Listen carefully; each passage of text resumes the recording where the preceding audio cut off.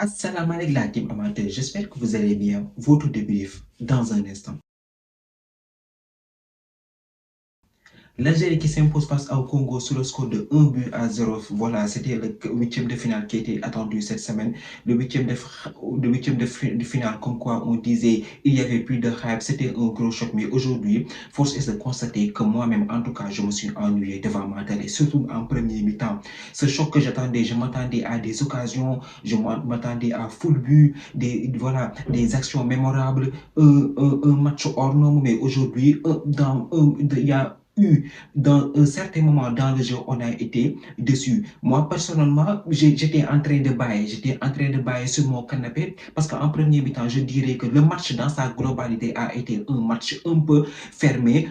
Il y avait trop de coupures, il y avait trop de coups de sifflet, un match haché. Voilà, c'est ça qu'on va dire, un match qui a été haché. Donc, de cela, on a vu que des Algériens avaient le ballon, ils avaient la possession, ils étaient là en train d'attaquer. Et les Congolais, eux, ils pouvaient compter que sur leur bloc. Je suis désolé de le dire avec tout le respect que j'ai pour les Congolais, mais aujourd'hui, ils ne se sont pas créés beaucoup d'occasions. Ça aussi, il faut le dire. Je pense qu'en premier mi-temps, on a vu une tête de Bakambu, peut-être même un tir. Après cela, les Congolais, je suis désolé, mais vous n'avez pas proposé grand-chose. On a vu les Algériens aujourd'hui, ils avaient le monopole du ballon, ils essayaient de se créer des occasions, ils avaient eu beaucoup de fautes. Riyad Mahrez, même lui, tu le prends ses actions, tu les comptes au bout des doigts, il n'y a pas eu trop de folie dans ce match-là. Comme on l'attendait, on s'était sûr que c'était deux grosses équipes, la RDC qui est dans une très grande forme, avec ses qualifications pour les barres de la Coupe du Monde, l'Algérie qui, depuis le début de la compétition, est en train de nous bluffer. Donc aujourd'hui, on s'attendait à un grand spectacle. Et ce spectacle-là, je suis désolé de le dire, surtout en premier mi-temps, on ne l'a pas du tout vu. Donc voilà, les deux équipes avaient à cœur de se qualifier pour les quarts de finale. On savait tous que nous les Sénégalais, on en sait quelque chose. On était dans la même poule avec les Congolais. Ils nous ont fait la misère. On a fait 1-1 avec eux. L'Algérie, très époustouflant depuis le début de la compétition. Ils sont là, ils font de très bonnes choses. Donc aujourd'hui, je m'attendais à full but. C'est le seul point noir où je suis un peu déçu dans ce match-là. Mais en deuxième période, parce que pourquoi je dis cela? Parce que peut-être que voilà, les deux équipes ne voulaient pas du tout se livrer totalement. C'était un gros choc. Il ne fallait pas venir saborder son match comme du n'importe comment et laisser des espaces derrière. Donc les deux équipes étaient en train de se jauger. Aucun d'entre eux ne voulait se mettre à découvert, créer ce moment de folie et aller attaquer. Donc en deuxième temps, on a vu que cette équipe d'Algérie a continué à jouer au ballon. Les occasions du RD Congo, je suis désolé de le dire, voilà, ils ont une bonne équipe.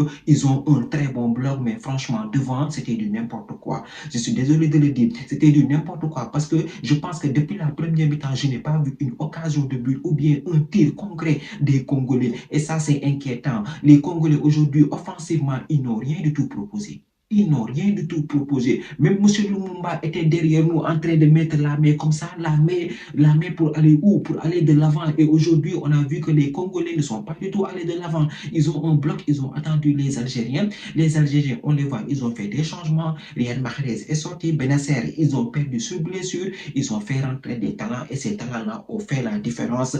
118e minute de jeu, but de l'Algérie. En fait, voilà, c'était un match très très fermé, mais l'Algérie, pour moi, ils ont plus de chances de se qualifier. Ils étaient là en train de se créer des occasions. Ils ont eu des frappes en deuxième mi-temps.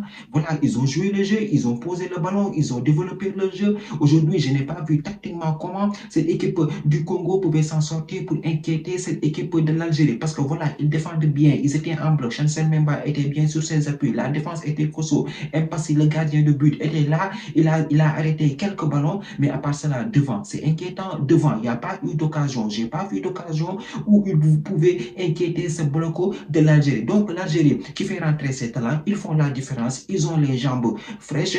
Ils ont, voilà.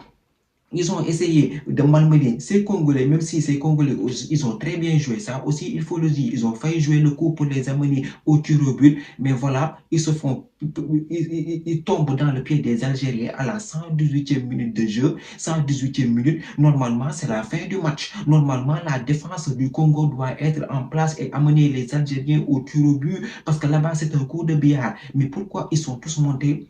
On l'a vu en deuxième période, 4 fois, ils se sont pris en des contre-attaques. Mais cette fois-ci, l'action a été très fatale pour eux. Un nouveau entrant, il vient il met le ballon sur la lucarne, voilà, sous la lucarne des Mpassi, but à la 118e minute de jeu, la RD Congo est éliminée. Après cela, on les voit tous, après le but, essayer de remonter le bloc pour essayer d'aller chercher une occasion là-bas, mais ces Algériens-là, déterminés, il n'y avait pas moyen de mettre un but. Voilà, on a vu que cette équipe d'Algérie a proposé le jeu, ils ont développé des actions. Franchement, ils méritaient de passer. Je suis désolé de le dire pour les Congolais, voilà, une très belle prestation, mais franchement, aujourd'hui, tactiquement et offensivement, je pense que ce sont les Algériens qui ont fait le match et ils méritaient de passer concrètement. Je suis désolé de le dire. Maintenant, il va falloir pour les Congolais se concentrer pleinement sur les barrages de la Coupe du Monde. Peut-être ils vont avoir le Jamaïque ou bien une autre équipe, mais en tout cas, aujourd'hui, offensivement, ce que j'ai vu, je ne suis pas rassuré. Je le souhaite le meilleur pour qu'ils puissent aller à la Coupe du Monde, mais aujourd'hui, offensivement, ils n'ont rien proposé. Ils n'ont rien proposé. Bakambo, c'était compliqué pour lui. Je pense qu'il a gratté une ou deux ballons, mais à part cela, voilà, les Congolais, faudra remettre en question, peut-être même amener de nouveaux joueurs congolais avant les matchs voilà, des éliminatoires pour la Coupe du Monde, mais aujourd'hui, franchement, les Algériens, ils ont joué le coup. Bounedjah, il est rentré. Voilà, la fois dernière, il est rentré. Il a fait la différence. Aujourd'hui, c'est un autre remplaçant qui rentre et qui fait la différence. Donc, les Algériens qui se qualifient en quart de finale de la Coupe d'Afrique des Nations et ils vont affronter le Nigeria. Voilà, le Nigeria, on s'en souvient tous en 2019, penalty de coup franc derrière Mahrez à la dernière minute et après cela, ils sont partis en finale. Vous tous, vous le savez, face au Sénégal, ils ont remporté le tir. Donc, une affiche alléchante qui va arriver.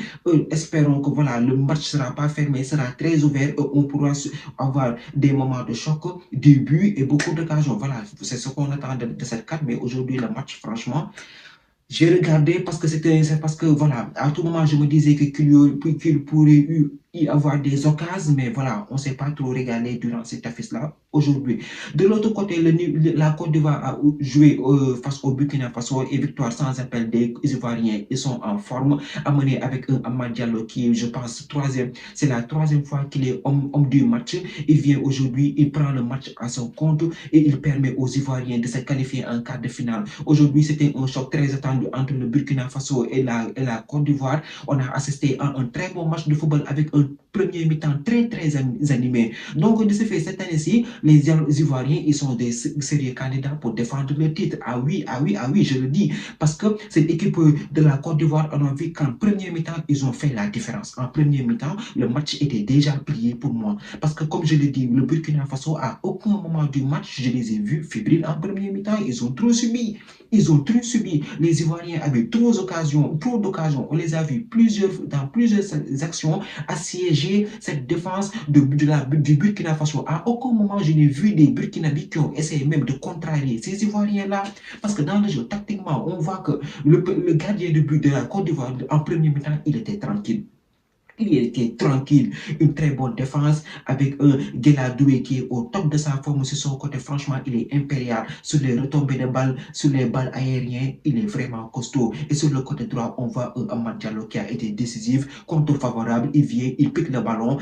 Avant cela, au préalable, les Burkinabés étaient en train de demander une faute, mais il n'y a pas du tout faute. Pour moi, il n'y a pas du tout faute parce que l'arbitre était devant et nous, on a vu les ralentis. Il n'y a pas du tout faute. Et même s'il y avait faute, c'est un peu léger à mon goût. Donc voilà, Amad Diallo qui ouvre le score avec un très bon piqué qui donne l'avantage à cette équipe du Côte d'Ivoire qui continue à attaquer malgré le premier but. Et le deuxième but est venu d'une passe décisive de Amad Diallo sur son côté.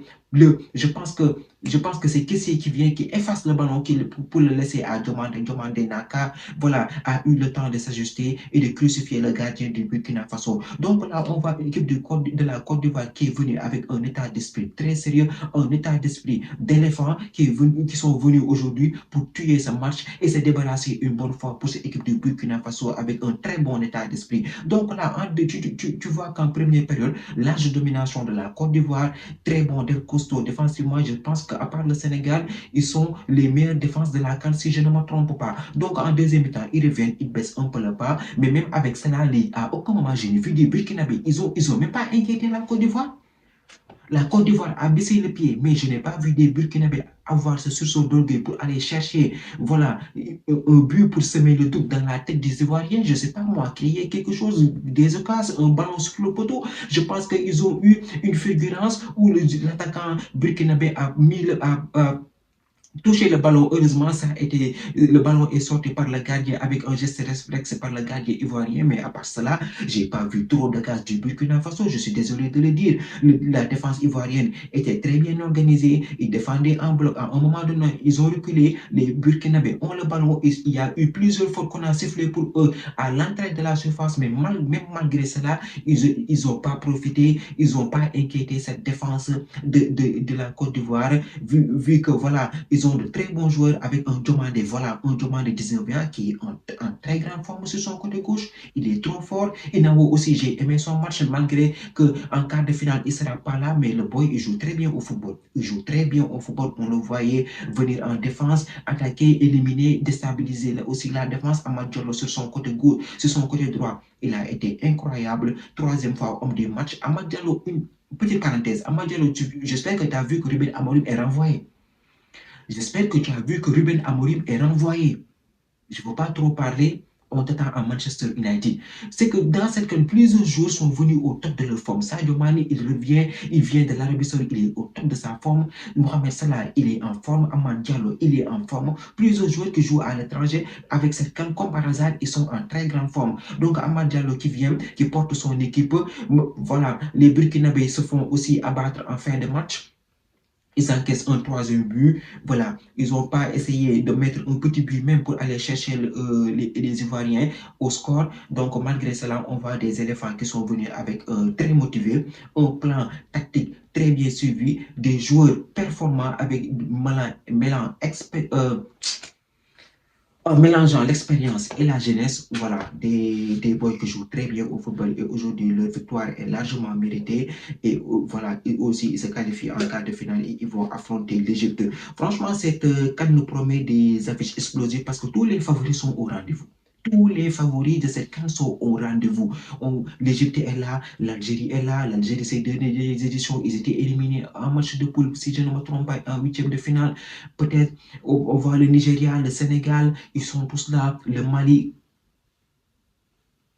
4 victoires, même s'ils n'ont pas marqué, même s'ils n'ont pas gagné dans le match, ils sont là, ils vont affronter le Sénégal. Donc voilà, des affiches qui promettent. Franchement, durant ce quart de finale, on sera très gâtés en termes de football et j'espère qu'on aura de très bons spectacles. En tout cas, aujourd'hui, pour le match contre la Côte d'Ivoire et le Burkina, c'était bien animé. Voilà, et peut-être même si l'Algérie s'est qualifiée en fin temps, pendant les prolongations, on a vu aussi un bon match, voilà, pour ne pas s'ennuyer.